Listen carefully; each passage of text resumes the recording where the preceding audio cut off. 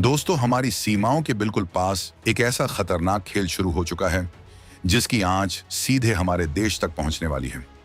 जी हां, एक तरफ दुनिया के बड़े बड़े देश खुद को सुपर पावर दिखाने में लगे हैं, तो दूसरी तरफ हमारे बिल्कुल बगल में एक ऐसा देश है जहां रातों रात पूरी सत्ता पलट जाती है। और अब वहां एक ऐसी सीक्रेट डील की तैयारी चल रही है जो सीधे भारत की सुरक्षा और स्वाभिमान को चुनौती दे सकती है। इस खेल के पीछे जो दिमाग काम कर रहा है वो दिल्ली से लेकर बीजिंग तक सबके होश उड़ाने के लिए काफी है। क्या आप जानते हैं कि इंटरनेशनल पॉलिटिक्स के बंद कमरों में इस वक्त क्या खिचड़ी पक रही है? जिस खतरनाक डील से साफ इनकार करने के कारण शेख हसीना को सत्ता से बेदखल होना पड़ा, क्या अब अमेरिका के साथ वो दो बड़ी डिफेंस डील बांग्लादेश के नए सर्वेसर्वा तारिक रहमान करने जा रहे हैं? आखिर वॉशिंगटन अचानक ऐसा क्या करना चाहता है कि वो भारत और चीन दोनों की जासूसी करने पर आमादा है? और क्या है अमेरिका का असली बांग्लादेश वाला सीक्रेट मास्टर प्लान?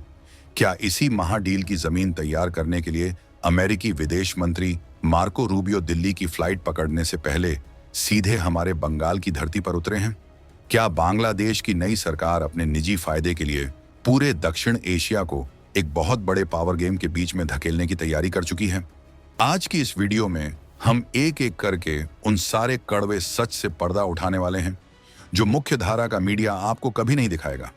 दोस्तों, इस वक्त ढाका के सत्ता के गलियारों में दो नामों की सबसे ज्यादा गूंज है। पहला है ACSA यानी acquisition and cross servicing agreement, और दूसरा है GSOMIA यानी general security of military information agreement. ये दोनों नाम सुनने में जितने टेक्निकल लगते हैं, इनका काम उतना ही ज्यादा हैरान करने वाला है।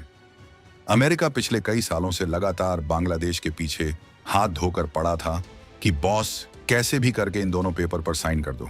लेकिन शेख हसीना जब तक सत्ता में रहीं, उन्होंने साफ कह दिया कि हम अपने देश की जमीन का इस्तेमाल किसी तीसरे देश के खिलाफ नहीं होने देंगे। लेकिन जैसे ही हसीना की सरकार को उखाड़ फेंका गया, वैसे ही तारिक रहमान की नई सरकार आते ही इन फाइलों पर जमी धूल को साफ किया जाने लगा है। अब आप सोच रहे होंगे कि इन दो समझौतों में ऐसा क्या है कि अमेरिका इसके लिए इतना उतावला हो रहा है। सरल भाषा में समझें तो पहला समझौता यानी ACSA एक तरह का लॉजिस्टिक्स सपोर्ट सिस्टम है। मान लीजिए कि अमेरिका के बड़े बड़े नेवी के जहाज या एयरफोर्स के फाइटर जेट्स बंगाल की खाड़ी के आसपास चक्कर काट रहे हैं और अचानक उन्हें फ्यूल यानी ईंधन की जरूरत पड़ती है, या फिर उनके जहाजों में कोई तकनीकी खराबी आ जाती है, तो इस डील के तहत बांग्लादेश अपने सारे मिलिट्री बेस, अपने पोर्ट और अपने एयरपोर्ट्स अमेरिकी सेना के लिए खोल देगा।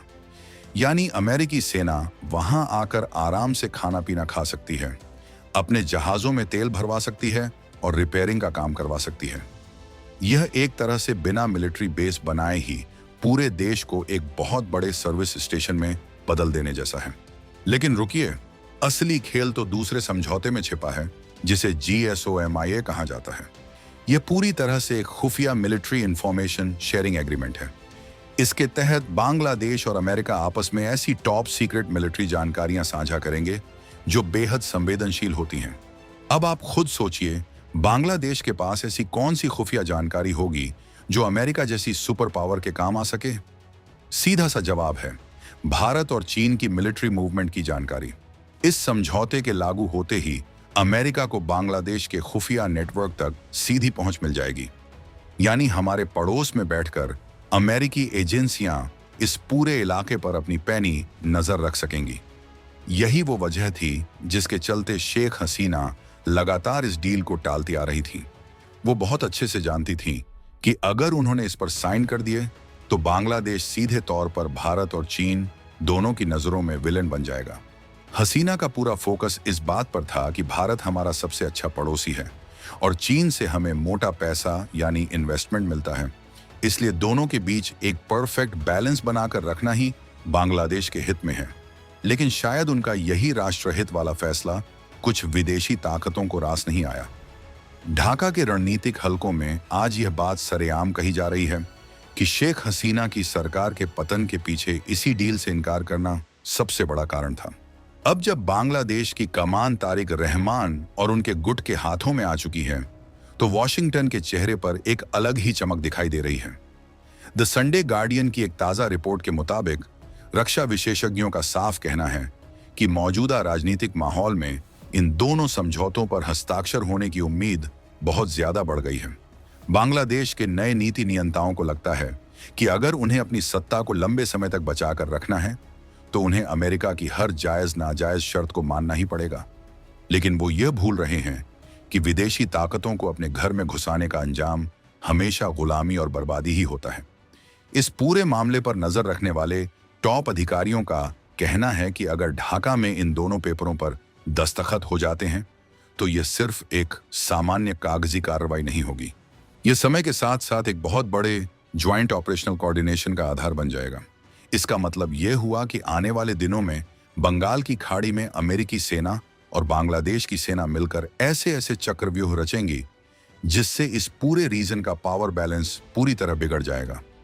हालांकि अमेरिकी अधिकारी बाहर से यही कह रहे हैं कि इससे बांग्लादेश में उनका कोई स्थायी मिलिट्री बेस नहीं बनेगा, लेकिन हकीकत यह है कि बिना बेस बनाए ही उन्हें वो सब कुछ मिल जाएगा जो वो चाहते हैं।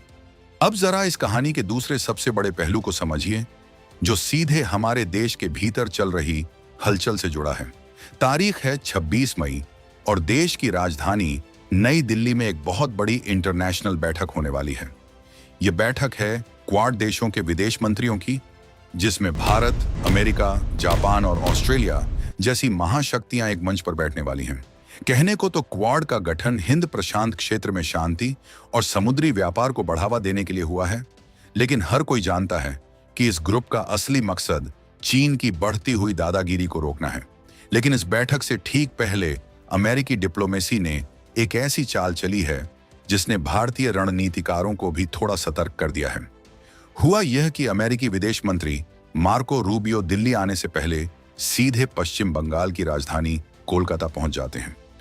इंटरनेशनल डिप्लोमेसी में यह कोई आम घटना नहीं है।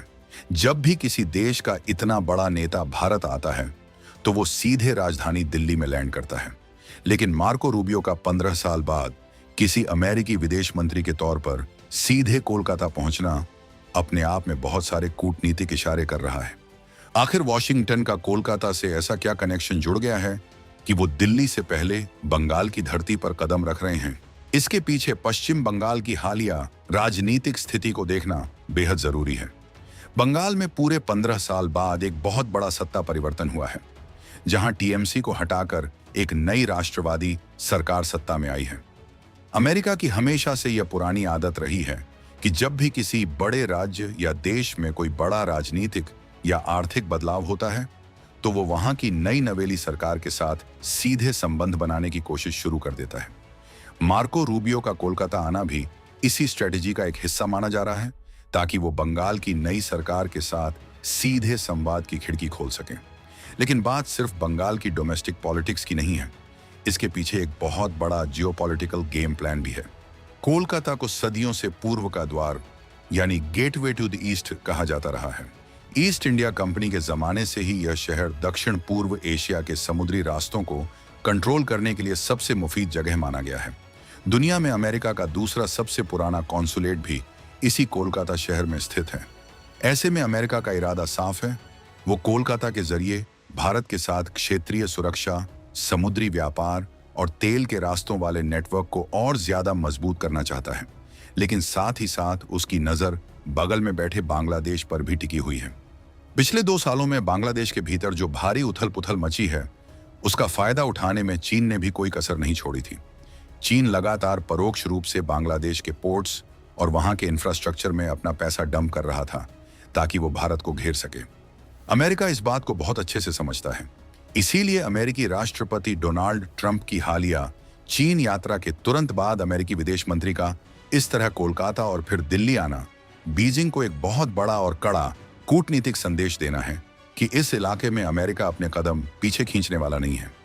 अब जरा सोचिए कि जब दिल्ली में हमारे विदेश मंत्री एस जयशंकर के सामने अमेरिकी विदेश मंत्री मार्को रूबियो, जापान के तोशिमित्सु मोतेगी और ऑस्ट्रेलिया की पेनी वोंग एक साथ बैठेंगे तो टेबल पर सबसे बड़ा मुद्दा क्या होगा?